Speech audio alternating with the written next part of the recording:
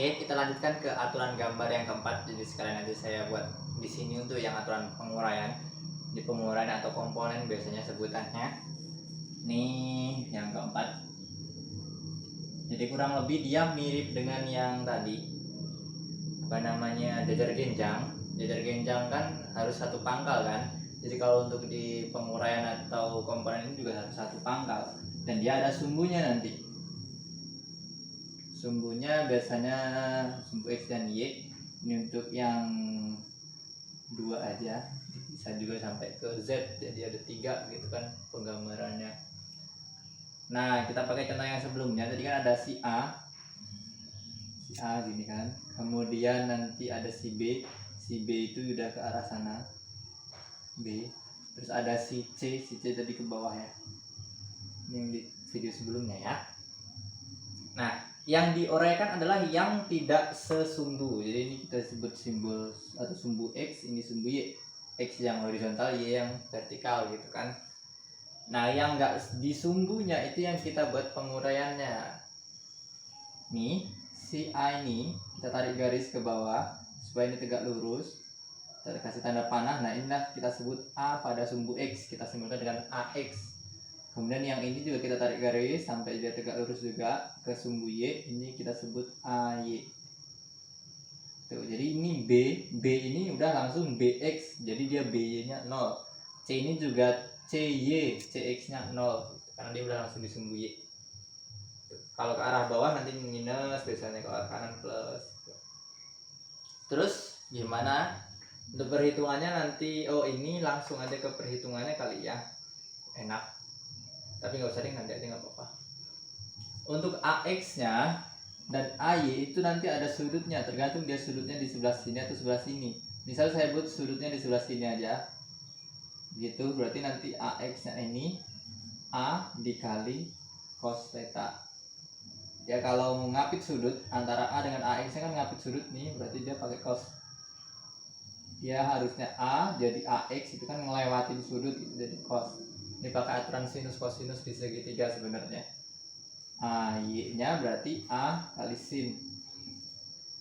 Y itu kan di depan sini kan sebenarnya. Ini sudut, ini kan sisi samping, ini sisi miring. Cos samping per miring gitu kan. Kalau ini AY-nya sin depan kan. Depan dari sudutnya, depan dan miring. Sin demi depan miring. Ya pakai ini aturan sinus kosinus di segitiga. Di matematik ada juga kok.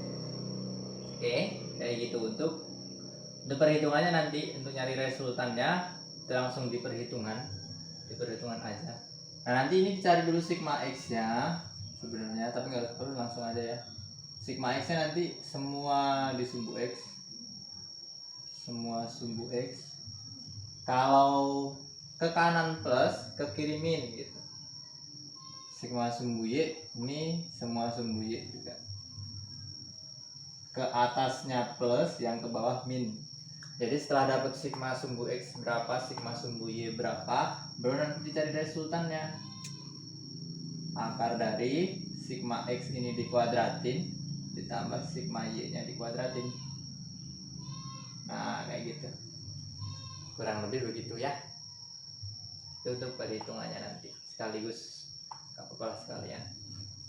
Mau nggak mau sih, daripada nanti gambar lagi kan, jadi sekalian aja. Untuk aturan gambarnya plus khusus yang ini aturan hitungnya juga. Terus ini masuk ke yang bagian aturan hitung. Tadi aturan gambar, ini aturan hitungnya. Yang pertama jajar genjang dulu. Sebenarnya tetap gambar juga sih. Jajar genjang tadi kan A sini, B ke sana ya kan, ada garis-garis gitu. Nah, ini kan ya, R sama dengan A plus B. Nah, biasanya nanti kalau untuk jajar genjang dia ada kasus khusus, vektor A dan vektor B membentuk sudut berapa gitu. Nih, sudutnya dari A sampai B ini kita simbolkan aja dengan alfa.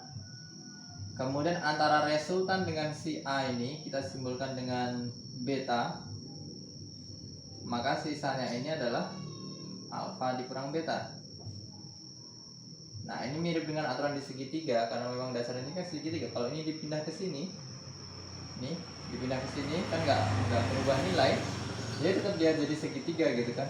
Sudut A nya alfanya ini di sebelah sininya gitu. Seterusnya, maka nanti ada muncul R sama dengan, atau R kuadrat sama dengan nilai A nya ini A kuadrat ditambah nilai B nya kuadrat ditambah 2 kali A kali B kali cos alfa.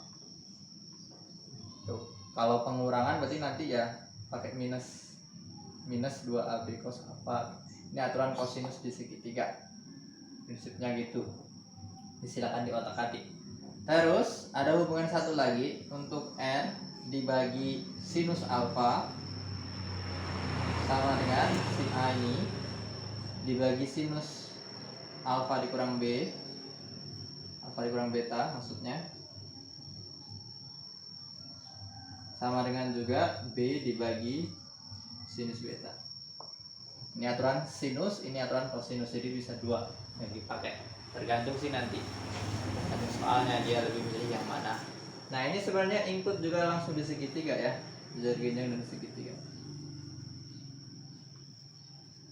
Jadi kalau jajar genjang itu full ini jajar genjang, kalau segitiga diambil sedikitnya ini, diambil setengahnya aja gitu, caranya sama. Oke, aman ya. Terus untuk yang keduanya, setelah jajar genjang tadi ada poligon. Kalau poligon dia bebas, tergantung nanti bisa aja pakai sinus kosinus juga, bisa macam-macam tergantung bentuk poligonnya. Tapi nggak apa-apa kita buat poligon. Ini tergantung bentuk poligonnya. Jadi nggak ada pattern khususnya, dia tergantung poligonnya bentuknya kayak mana nanti. Terus yang penguraian tadi ada ini, langsung di sini aja ya. Oke, aman ya. Terus ini tambahan ya, komponen vektor satuan.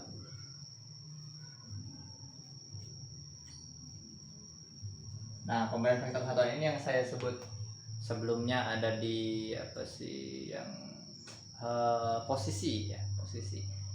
Yang sebut posisi di video sebelumnya ya. Jadi ada vektor satuan. Jadi di sumbu X nanti vektor satuannya I, di sumbu Y vektor satuannya J, kemudian di sumbu Z itu vektor satuannya K. Jadi tergantung sih nanti bisa dia pakai sampai 3 sumbu atau cuma sampai sumbu X dan Y aja. Suka-suka pembuat soalnya. Jadi kalau komponen vektor satuan itu misalkan vektor A nya misalkanlah AXI ditambah AY BJ ditambah AZ. Nah vektor-vektor satuannya itu yang ini IJK ada topinya, tulisannya kayak gitu.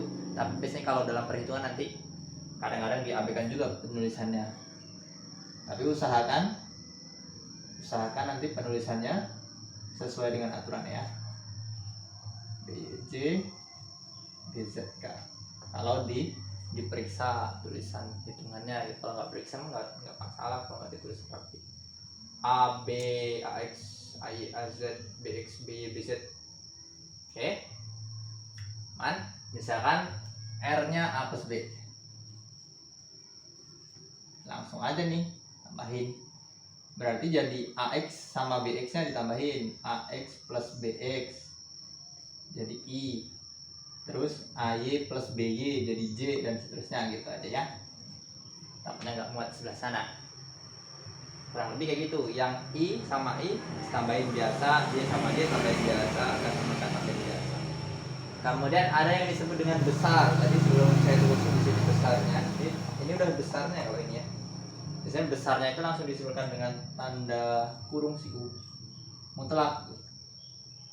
Jadi nanti yang bagian ini AX plus BX kuadrat ditambah seterusnya